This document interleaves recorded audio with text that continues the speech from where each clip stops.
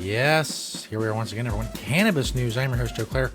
It's April 17th, 2019 here at the Marijuana Times as 420 week continues. Check us out at marijuanatimes.org. Click the video tab there to find this show. A bunch of great articles there as well.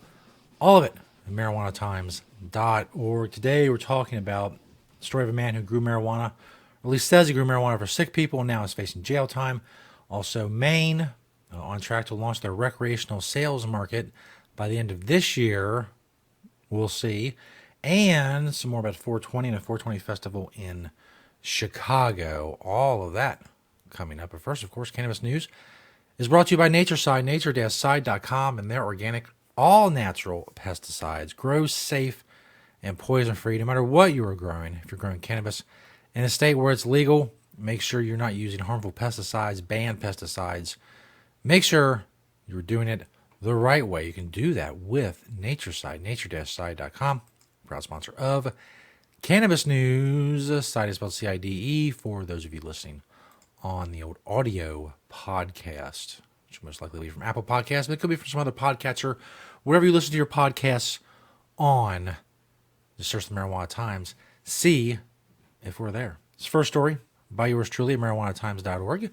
He grew marijuana for the sick. Now he faces prison. Here's the basic story. There's a 70-year-old man named Paul Corin.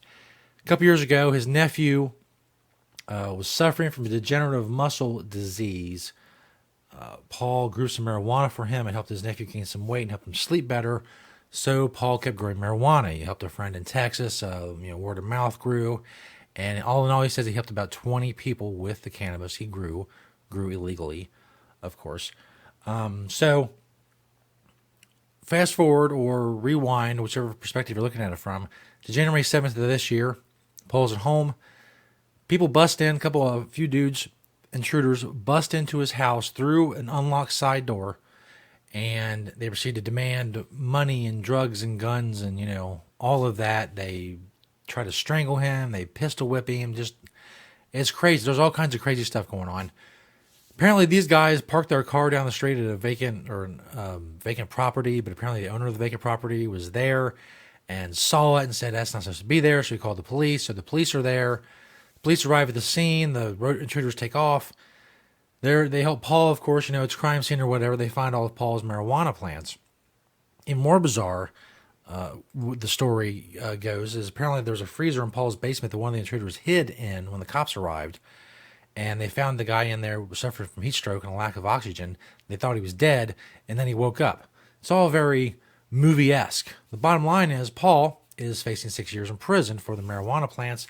They say they found 36 marijuana plants, about 45 pounds of marijuana, but an ounce and a half of mushrooms that Paul says was probably left there by someone who helps him with the grow. And now he's facing 6 years in prison. As I say in the article, if it's true that he's helping sick people, this is just a blatant example of where prohibition creates problems. If you criminalize people who aren't infringing on the rights of anyone else, you create tragic circumstances. The only tragic part about this was him being robbed.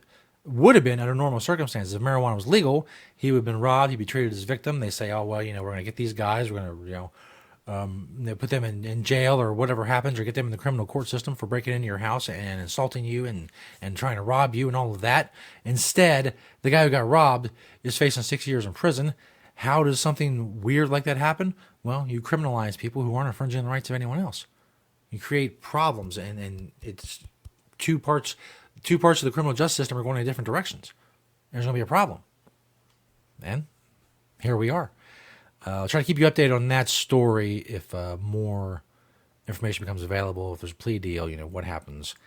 In the end, this next story is from, my other computer is frozen. There we go.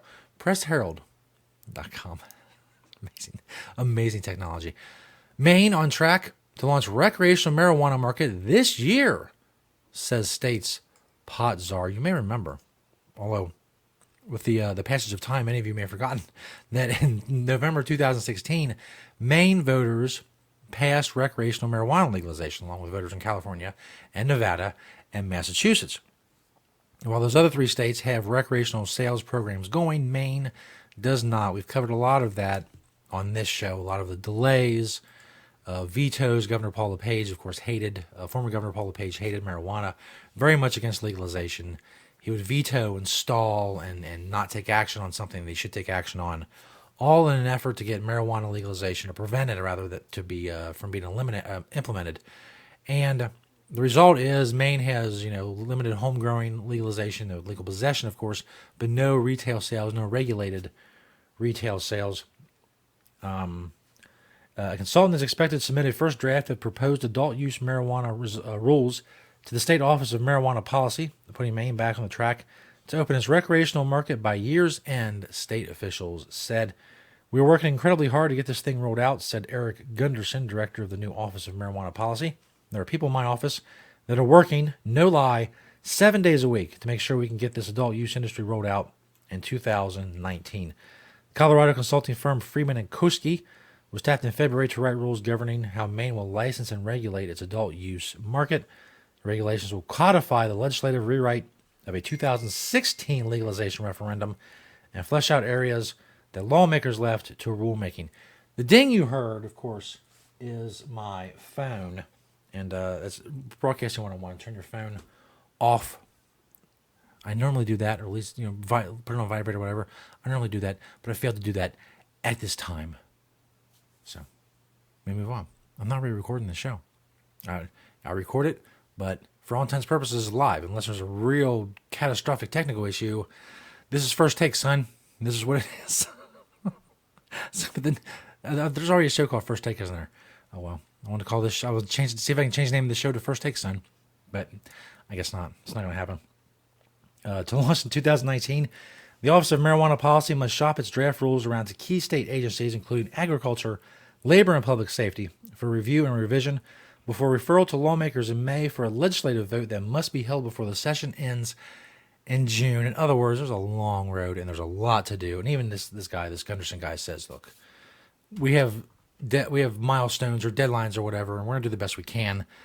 But he basically says, state government moves slow. All government moves slow. I mean, it's just the nature of the beast.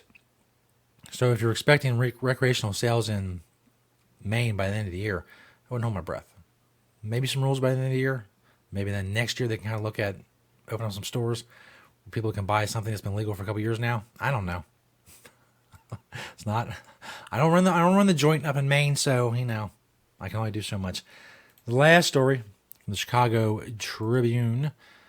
As week goes legit, 420 has become like a Black Friday kind of holiday. Chicago's April 20th Marijuana Fest surging. I don't know the last part means. What the fest is surging. What does that mean in popularity? And I don't know. It's a very long title. First of all, it's way too long. You could have cut it off after holiday and then gotten into the story. But again, I don't run the joint here at the Chicago Tribune. This is my 2 cents. A street festival, unlike any other, will be held in Chicago's uptown neighborhood this weekend. A day-long celebration of weed. Saturday is April 20th, or 420, a day that has evolved into a nationwide celebration of marijuana.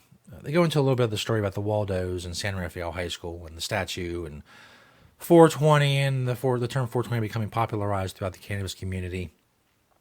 Corporate America has latched on to the 420 celebrations in various ways, sometimes by using April 20th as a day to promote or launch snack foods that stoners with munchies might crave.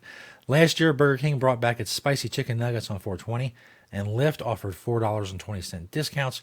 Conagra, the Chicago-based company behind brands like Healthy Choice and Slim Jims, wow, talking about diversification, is launching a special flavor of its Andy Capp's crunchy snacks for 420 this year called Fully Baked Hot Munchies. 420 has become a Black Friday kind of holiday for the cannabis market, said Lisa Hurwitz, Chief Marketing and Innovations Officer at Chicago-based Grassroots Cannabis. It follows the growth of the cannabis movement overall. It's a big day now with legalization. It's a big consumer day, and that's a great thing. As marijuana becomes more normalized, more in the mainstream, every 420 becomes a little bit bigger, and that is awesome. Thanks, everybody, for checking out Cannabis News. We're here 5 days a week. marijuanatimes.org. You can also find us on YouTube and Vimeo and Apple Podcasts. Thank you to Natureside, nature-side.com, and their organic, all-natural pesticides. Thank you all for watching and listening today. I hope you're having a great 420 week, and we'll see you next time right here on Cannabis News.